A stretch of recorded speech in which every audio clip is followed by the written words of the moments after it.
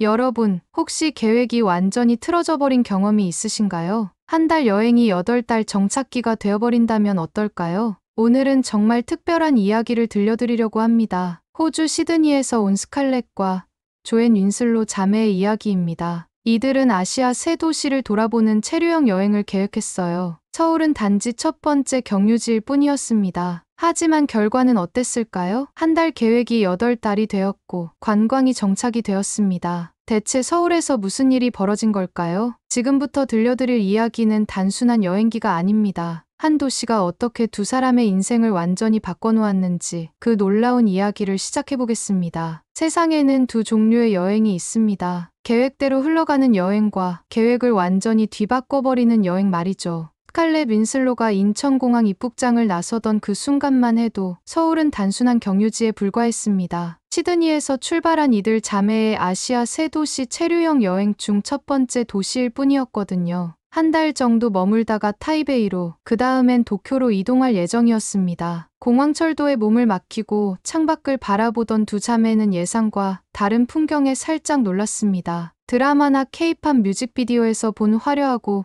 북적거리는 서울과는 다른 모습이었거든요. 차분하고 정돈된 도시의 모습이 창밖으로 스쳐 지나갔습니다. 지하철로 갈아타고 홍대 입구역에 도착했을 때도 마찬가지였습니다. 물론 사람은 많았지만 그들이 상상했던 것처럼 시끄럽거나 혼란스럽지 않았어요. 오히려 질서정연하게 움직이는 사람들의 모습이 인상적이었습니다. 스칼렛은 시드니에서는 지하철 안에서 큰 소리로 통화하거나 음악을 듣는 사람들을 흔히 볼 수 있었다고 생각했습니다. 하지만 여기서는 모든 사람이 조용히 자신만의 시간을 보내고 있었어요. 숙소로 예약한 홍대 근처 게스트하우스까지 걸어가는 길도 마찬가지였어요. 거리는 깨끗했고 쓰레기통을 찾기 어려웠지만 길바닥에 쓰레기는 보이지 않았습니다. 밤이 되자 네온사인이 켜지면서 화려해지긴 했지만 여전히 어딘가 차분한 분위기가 감돌았어요. 게스트하우스 체크인을 마치고 작은 방에 짐을 푼 두 자매는 창문 너머로 보이는 서울의 밤거리를 바라봤습니다. 예상과는 다른 첫인상이었지만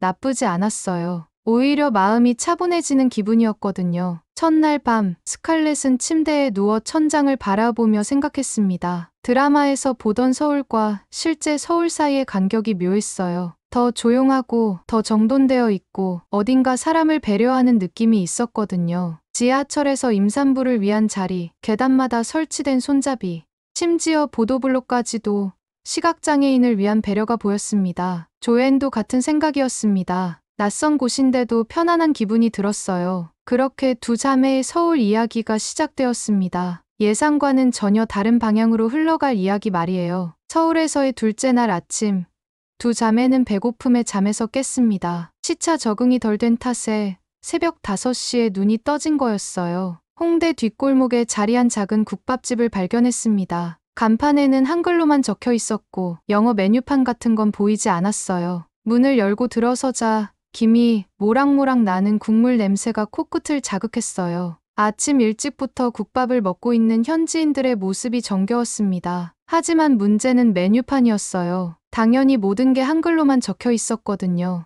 50대 중반쯤 되어 보이는 사장님은 두 자매가 외국인이라는 걸 단번에 알아차렸습니다. 메뉴판을 보며 쩔쩔매는 두 자매를 본 사장님은 잠시 생각하더니 종이와 펜을 가져왔어요. 그리고는 능숙한 솜씨로 그림을 그리기 시작했습니다. 둥근 그릇 안에 국물이 있고 그 위에 고기와 파가 떠 있는 모양을 그렸어요. 두 자매는 서로 눈을 마주치고 웃었어요. 말은 통하지 않았지만 사장님의 마음은 충분히 전해졌거든요. 선지국밥을 주문했고 잠시 후 김이 모락모락 나는 국밥 2그릇이 나왔어요. 그와 함께 작은 접시에 담긴 김치, 무, 콩나물 등의 반찬들도 함께 나왔습니다. 첫 숟가락을 떠서 입에 넣는 순간 두 자매의 표정이 환해졌어요. 진한 국물 맛이 입안 가득 퍼졌거든요. 얼큰하면서도 시원한 맛이었습니다. 식사 도중 사장님은 계속 두 자매를 신경 써주었습니다. 물이 떨어지면 채워주고 김치를 더 가져다 주기도 했어요. 심지어 후식으로 작은 과일까지 서비스로 주었습니다. 계산을 할 때도 마찬가지였어요. 사장님은 계산기로 금액을 보여주고 카드로 결제할 수 있는지 몸짓으로 물어보았습니다. 모든 게 말없이도 자연스럽게 이루어졌어요. 가게를 나서며 두 자매는 깊은 인상을 받았습니다. 언어가 통하지 않았지만 사장님의 마음은 충분히 전해졌거든요. 그림으로 메뉴를 설명해주고 반찬을 챙겨주고 계속 신경 써주는 모습에서 진심을 느낄 수 있었어요. 사장님이 가게 문 앞에서 손을 흔들며 작별 인사를 건넸고 두 자매는 깊숙이 인사하며 손을 흔들어 답했습니다. 홍대 거리를 걸으며 두 자매는 계속 그 순간을 되새겼어요. 처음 경험해보는 종류의 따뜻함이었거든요. 관광지에서 만나는 상업적인 친절이 아니라 진짜 마음에서 우러나오는 정이었습니다. 그날 오후 두 자매는 다시 그 국밥집을 지나쳤어요. 사장님이 창문 너머로 보이자 반갑게 손을 흔들어 주었습니다. 마치 오래된 단골처럼 말이에요. 첫 번째 진짜 한국 경험이었습니다. 말이 통하지 않아도 마음은 통한다는 걸 처음 깨달은 순간이었어요. 서울에서의 사흘째, 두 자매는 본격적으로 도시를 탐험하기로 했습니다. 홍대 입구역 매표소에서 팀원이 카드 2장을 샀어요. 직원이 친절하게 사용법까지 설명해 주었습니다. 첫 번째 목적지는 명동이었어요. 지하철 2호선을 타고 을지로 입구에서 4호선으로 갈아타야 했습니다. 서울의 환승 시스템은 정말 놀라웠어요. 긴 환승 통로 곳곳에 설치된 무빙워크 덕분에 전혀 힘들지 않았고 환승 표시도 명확했습니다. 어디로 가야 하는지, 몇 번 출구로 나가야 하는지 모든 게 영어, 중국어, 일본어까지 함께 표시되어 있었어요. 명동에 도착해서도 마찬가지였어요. 지하철 출구에서 나오자마자 주요 관광지까지의 거리와 방향이 자세히 안내되어 있었습니다. 지하철 출구마다 번호가 매겨져 있어서 약속 장소를 정하기도 쉬웠어요. 경복궁으로 이동할 때는 버스를 타봤어요. 교통카드를 찍자 자동으로 환승 할인이 적용되었습니다. 지하철과 버스가 하나의 시스템으로 연결되어 있었거든요. 심지어 편의점에서도 교통카드로 물건을 살 수 있었고 일부 자판기에서도 교통카드가 통했어요. 두 자매는 서울의 교통 시스템에 완전히 매료되어 있었어요. 어디든 갈 수 있고 환승도 쉽고 심지어 요금도 합리적이었거든요. 처음 와본 도시인데도 불구하고 전혀 헤매지 않았습니다. 모든 안내가 직관적이고 명확했어요. 휴대폰으로 지하철 앱을 확인해보니 더욱 놀라웠습니다. 실시간으로 지하철 위치까지 보여주었어요. 몇 분 후에 지하철이 오는지, 얼마나 혼잡한지까지 알 수 있었습니다. 버스 정류장에도 전광판이 있어서 몇 분 후에 버스가 오는지 실시간으로 알 수 있었어요. 시드니의 대중교통도 나쁘지 않았지만 서울만큼 통합적이고 직관적이지는 않았거든요. 특히 인상적이었던 건 지하철역 내부 시설이었어요. 화장실은 물론이고 충전할 수 있는 콘센트, 무료 와이파이, 심지어 일부 역에는 문화 공간까지 있었습니다. 그날 밤 두 자매는 서울의 인프라에 깊은 감명을 받았어요. 단순히 교통수단을 제공하는 게 아니라 사람들의 움직임과 필요를 미리 생각해서 설계된 도시라는 느낌이었거든요. 편리함을 넘어서 배려가 느껴지는 도시였어요. 서울에서의 열흘째 되던 날, 두 자매는 처음으로 저녁 시간에 한강을 찾았습니다. 여의도 한강공원에 도착하자 예상과는 다른 풍경이 펼쳐졌어요. 드라마에서 보던 로맨틱한 데이트 코스가 아니라 일상을 즐기는 사람들의 모습이었거든요. 자전거를 타는 사람들, 돗자리를 깔고 앉아있는 가족들, 치킨과 맥주를 마시는 친구들까지 다양했습니다. 자전거 2대를 빌려서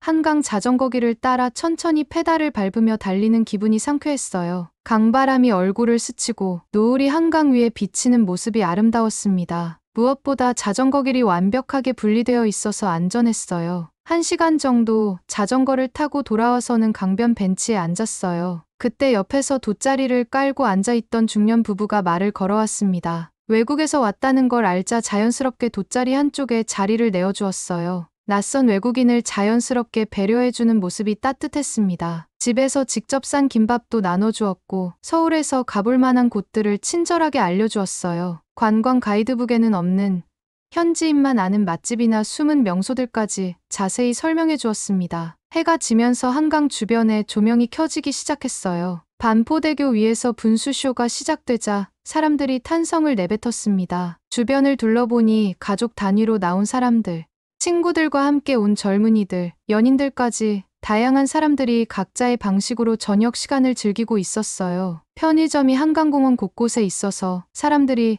언제든 필요한 것들을 사서 즐길 수 있게 되어 있었습니다. 라면을 끓여 먹는 사람들, 컵 맥주를 마시는 사람들의 모습이 자연스러웠어요. 밤이 깊어갈수록 한강의 분위기는 더욱 특별해졌어요. 조용하지만 외롭지 않은 혼자 와도 편안할 것 같은 그런 분위기였습니다. 도시 전체에 스며있는 여유로운 분위기와 사람들의 따뜻함을 느낄 수 있었어요. 두 부부와 작별 인사를 나누고 숙소로 돌아가는 길, 두 자매는 오늘 밤의 경험을 되새겼어요. 낯선 외국인에게 자리를 내어주고 음식을 나눠주는 따뜻함, 그리고 도시 전체에 스며있는 여유로운 분위기까지. 화려한 관광지가 아닌 일상 속에서 느끼는 소소한 행복과 따뜻함을 발견한 날이었습니다. 서울에서의 20날째, 두 자매는 묘한 기분에 휩싸여 있었습니다. 원래 계획대로라면 이미 타이베이로 떠났어야 할 시점이었거든요. 하지만 여전히 서울에 머물고 있었어요. 벽에 붙어있는 달력을 보니 타이베이 항공편은 이미 지나간 지 일주일이 넘었어요. 사실 두 자매 모두 마음속으로는 알고 있었어요. 떠나고 싶지 않다는 걸 말이에요. 하지만 서로에게 먼저 말하기는 어려웠습니다. 그날 저녁, 조앤이 스케치북을 들어보였어요. 지난 20일 동안 서울에서 만난 사람들과 장소들을 그린 그림이었습니다. 국밥집 사장님,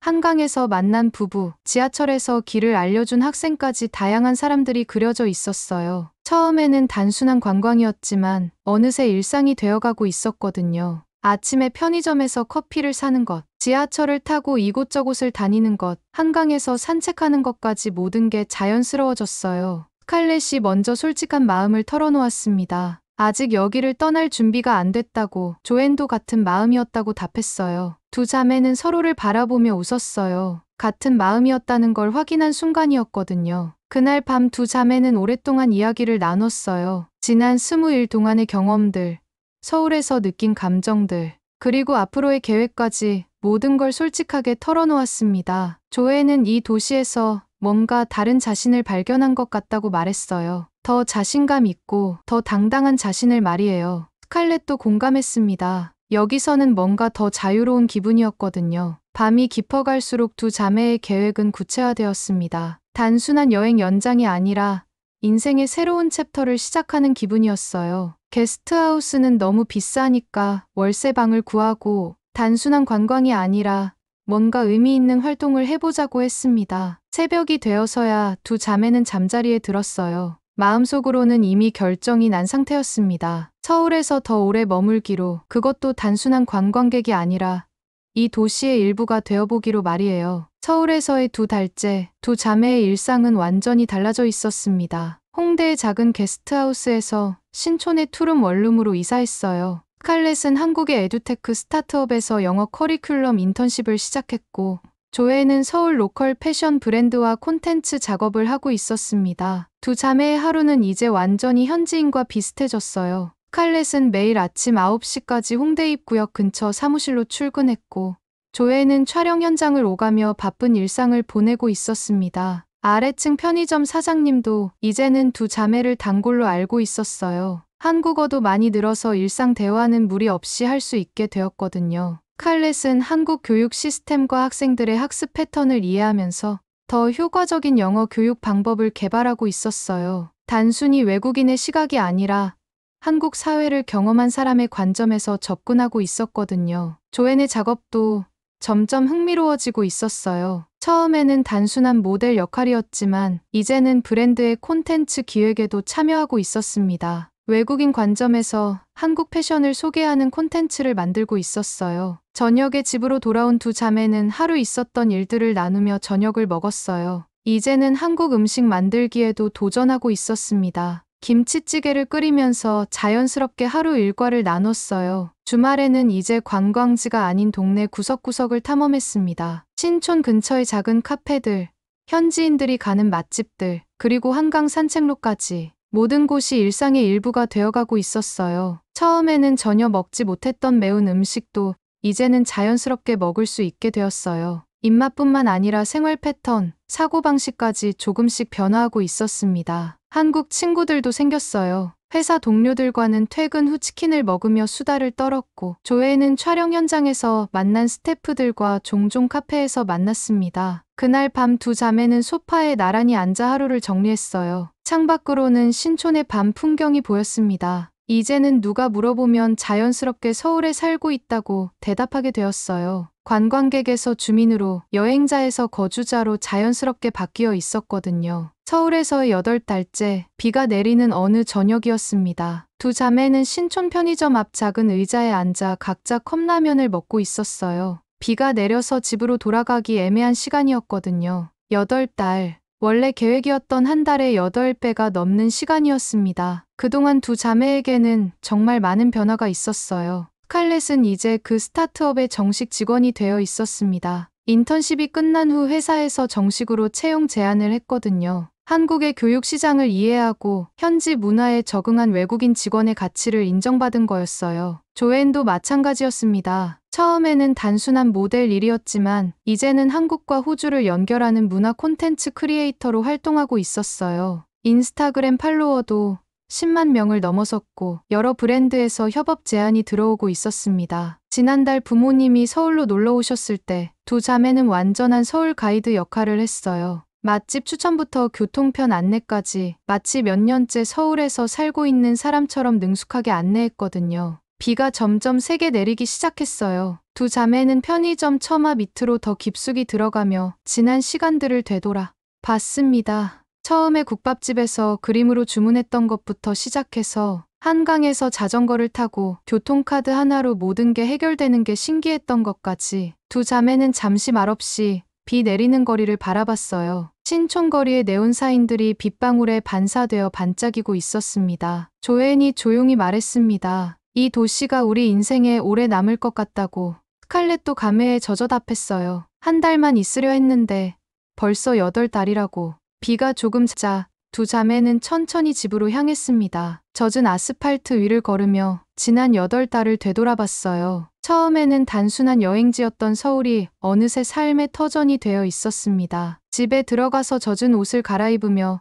두 자매는 웃었어요. 이런 일상적인 대화, 이런 소소한 배려가 바로 서울에서 받은 가장 큰 선물이었거든요. 그날 밤 두 자매는 확신했습니다. 서울은 이제 단순한 체류지가 아니라 인생의 한 챕터가 되었다는 걸 말이에요. 가장 짧게 머물 예정이었던 도시가 가장 오래 기억될 곳이 되었거든요. 서울은 그렇게 누군가의 고향이 되었습니다. 태어난 곳은 아니지만 진짜 자신을 찾은 곳. 두 자매에게 서울은 이제 집이었습니다. 그리고 이 이야기는 끝이 아니라 새로운 시작이었어요. 서울에서 펼쳐질 스칼렛과 조앤의 더 긴 인생 이야기의 첫 장이었으니까요. 여러분, 지금까지 스칼렛과 조앤 윈슬로 자매의 놀라운 서울 정착기를 들어보셨습니다. 한 달 여행이 8달 삶이 되고 관광이 정착이 되는 기적. 이것이 바로 서울이라는 도시가 가진 특별한 힘이 아닐까요? 때로는 인생에서 가장 예상치 못한 순간이 가장 소중한 선물이 되기도 합니다. 두 자매에게 서울은 단순한 도시가 아니라 새로운 꿈을 키우고 진짜 자신을 발견할 수 있게 해준 마법 같은 공간이었어요. 언어가 통하지 않아도 마음이 통하는 따뜻함, 불편함이라는 단어가 없는 완벽한 인프라, 혼자여도 외롭지 않은 밤의 정취, 그리고 무엇보다 사람을 사람으로 대해주는 진심 어린 배려까지. 이 모든 것들이 두 자매의 인생을 완전히 바꿔놓았습니다. 그리고 이런 이야기는 지금도 서울 곳곳에서 만들어지고 있을 거예요. 혹시 여러분도 계획과 다르게 흘러간 경험이 있으신가요? 그 경험이 여러분에게 어떤 의미였는지 댓글로 나눠주세요. 오늘 이야기가 마음에 드셨다면 좋아요와 구독 버튼으로 응원해주시고 알림 설정까지 눌러주시면 더욱 감사하겠습니다. 다음에도 여러분의 마음을 따뜻하게 해드릴 수 있는 더 좋은 이야기로 찾아뵙겠습니다. 감사합니다.